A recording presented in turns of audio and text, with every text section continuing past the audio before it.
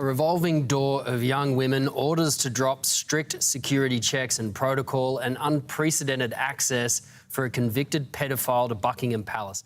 Andrew Mountbatten-Windsor was forced out of Royal Lodge earlier in February, and he was in a fit of rage, according to new reports. Multiple reports claim when he was told to leave the 30-room property he has occupied for more than 2 decades, he shouted, "But I'm the Queen's second son! You can't do this to me!" If that is accurate, it is an extraordinary thing to say in 2026. Not in 1996, not in 2006, but now, after everything that has happened, and with his brother now king. Let's start with the eviction and how it unfolded, because this eviction did not come out of nowhere. Royal Lodge has been Andrew's home since 2003.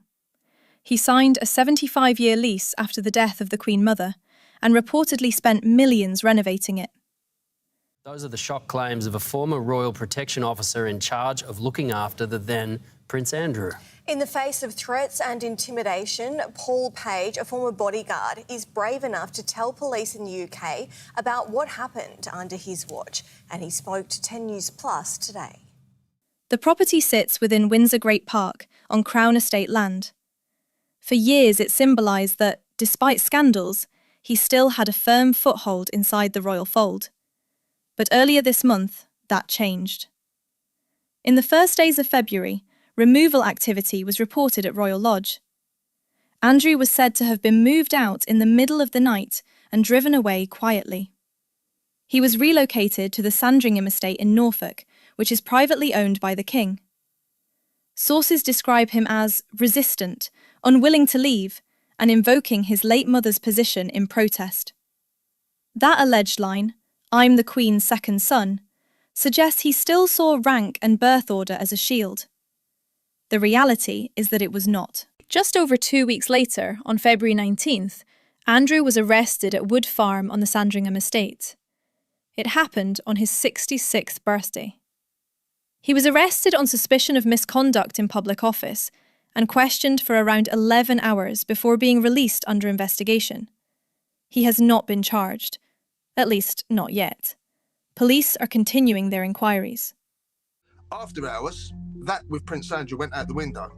So basically, we would get a call from his footman, and he would say, there's a female guest will be attending the palace at 19:30 hours. You are to call me and I will come down and greet them. Searches were carried out at addresses in Berkshire and Norfolk, including Royal Lodge. Officers are said to have urged former protection officers and staff to come forward with any relevant information. So, what happens next? Being released under investigation means the case is ongoing. Police will continue reviewing documents, interviewing witnesses, and assembling evidence. If they believe there is sufficient evidence, the file will be passed to prosecutors, who will decide whether charges should be brought.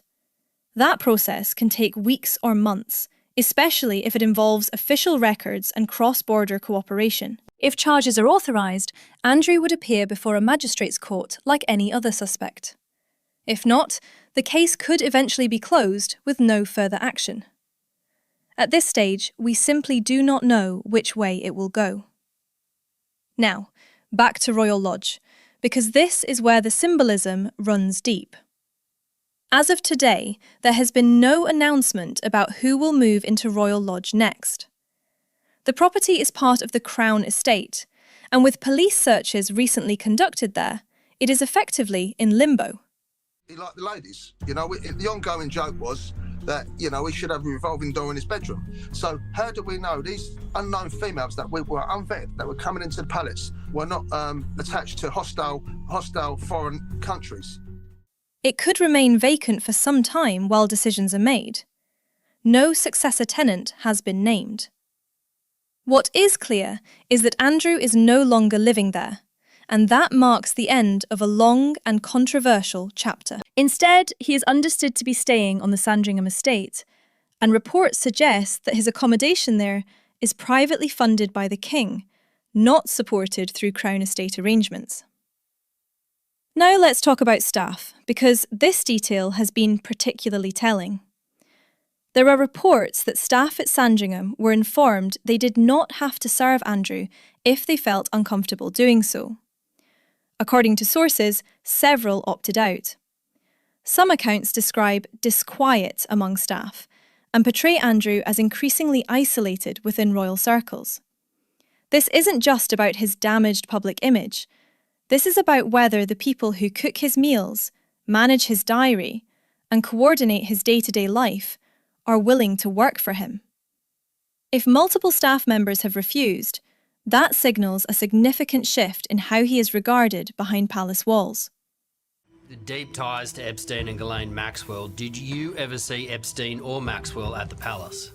I first became aware of Maxwell coming into the palace in early 2000s. We were told not to stop her when she was coming in. So she was just to wave her through, and then she would just, and after that she was in and out, on a regular basis. She was at the same level of access to the royal family. After all that I've learned over the years about his behaviour behind closed doors, though, I can't say their refusal is shocking. Now, what has the King said about all of this? Buckingham Palace released a statement from King Charles on the day of the arrest. He said he learned of the news with the deepest concern, and that what follows is the full, fair and proper process by the appropriate authorities.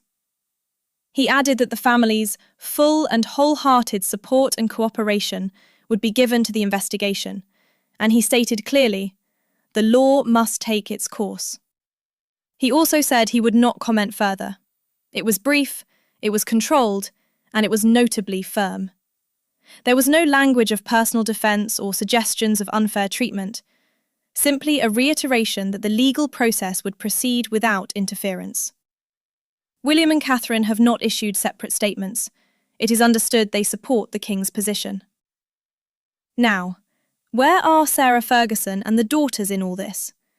With their father getting arrested, they've certainly had more attention on them and their every move. Sarah Ferguson was understood to be abroad around the time of the arrest.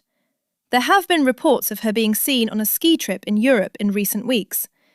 She has not issued a public statement about the arrest. Although divorced since 1996, she had been living at Royal Lodge with Andrew for extended periods. That arrangement is now effectively over. As for Princess Beatrice and Princess Eugenie, neither has commented publicly on their father's arrest. Reports suggest they remain in private contact with him, but are focused primarily on protecting their own children and keeping a low profile. Beatrice has 2 daughters. Eugenie has 2 sons. Sources describe them as trying to process events privately and stay out of the immediate storm. Some reports indicated they were approached with offers for interviews and tell-alls, which they allegedly were quietly considering for the future.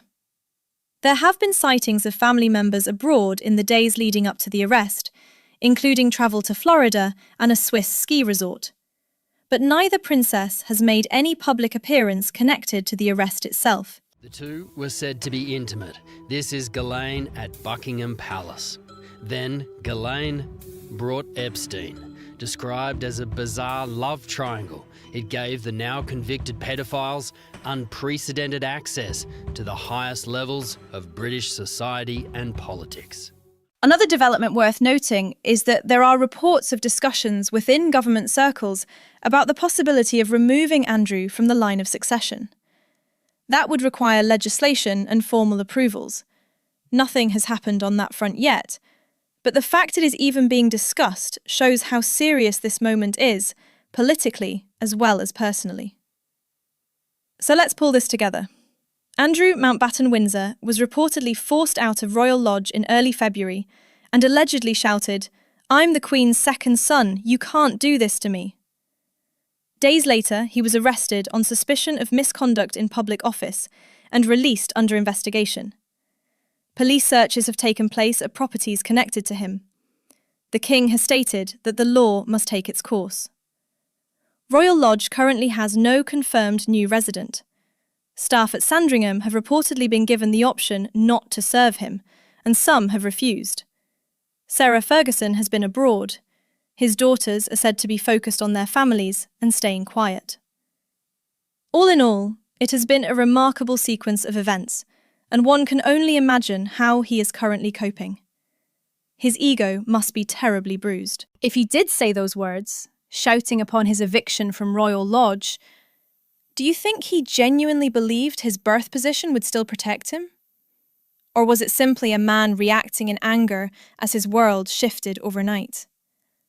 Let me know what you think in the comments, and if you want continued, factual updates as this investigation unfolds and as any charging decision is made, make sure you are subscribed.